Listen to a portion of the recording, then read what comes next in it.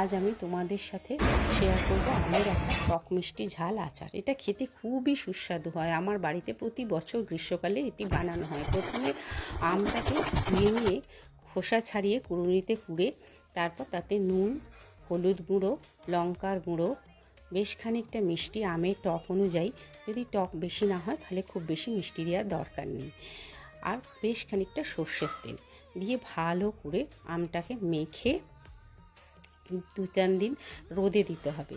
রোদে দেওয়ার ফলে যে আম থেকে যে জলটা কাটবে সেটা পুরোপুরি শুকিয়ে যাবে।